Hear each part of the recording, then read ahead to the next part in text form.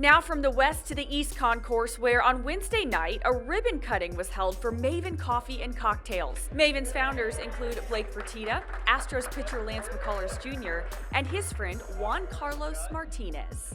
And following a successful first season at Minute Maid Park, serving up high-quality coffees and craft cocktails, they're looking to bring the same great experience to Rockets fans here at the Toyota Center.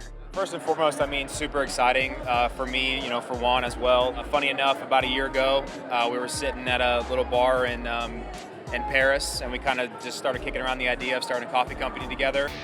Welcome back. Ahead of every Friday home game this season, Jeremy Pena has hosted a group of kids to celebrate their achievements in the classroom. But Jeremy doesn't just do a simple meet and greet with Pena's pals. He also takes them out to meet his teammates and let them add a little flair to the shoes he wears that night. He wants you guys to decorate him first. Are you up for it? I felt like me growing up, I've always had influential people, but I felt like their biggest impact was when I was younger. When they taught me things when I was younger, it really stayed with me. One of the players that would go back and give back to the community was Chris Arnetta.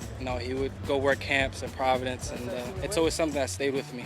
He was always a role model for me, and I'm just trying to pay it forward.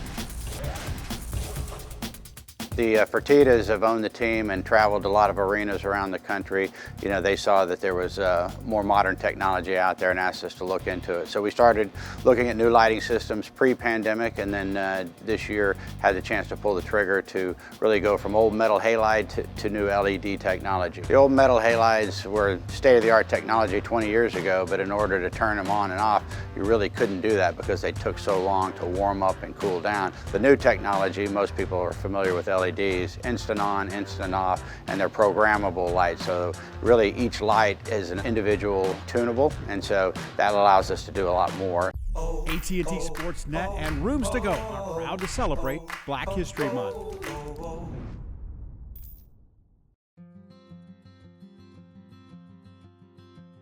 My name is John Guest Jr. I'm the CEO of the Houston Museum of African American Culture. There are two components to HMAC. One of them is that we are an exhibition space of fine art. The other part of it is we are different from every other entity here because of our presence in the community. So on the one hand, we like to bring a museum of fine art and a museum where difficult conversations can be had. We've always had, this has been a robust place on difficult conversations.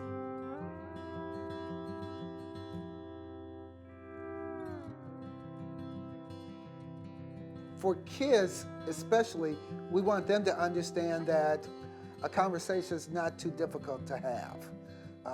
And we want to be an example that that happens. We like to introduce them to all kinds of topics. You'll see that we have right now April Frazier's Frame of Reference installation, and it's all about family. And you go and you look at those pictures and look at the pictures here, and those pictures are families for generations. It's going to be fun to see Daniel work with these guys this season and for years to come. It's also going to be quite the treat to see how Coach Silas utilizes all of his potential stars this season. I had a chance to sit down with him to discuss that and much more in our exclusive one-on-one interview. Speaking of veterans on the staff, Ryan Stanek is in his 7th season as a major leaguer. And while he did spend 2 of those seasons in the National League with the Miami Marlins, last week was the first time the St. Louis native got to play in the stadium he went to growing up. Here's this week's DeMontron RV Journey. Dusty, right after that final game of the year, you said, "I'm not ready to go home yet," which I think kind of said it all, just how much you loved being here, how much you loved this team. When you look back at 2021 and all that you guys did together, how would you describe it? Well, it was probably the year of togetherness more than any other team that I've had. Coach, you said you went back to basics for camp. How have you seen the guys adjust to kind of starting from scratch? I think it was good. We wanted to make sure we weren't skipping any steps and really breaking down the fundamentals. We went into it like, regardless of the veterans coming in, our young guys, we wanted to act like they didn't know anything about basketball, and so we took it from ground up. And I think as a new team with a new coaching staff coming in, then that's the way to approach it.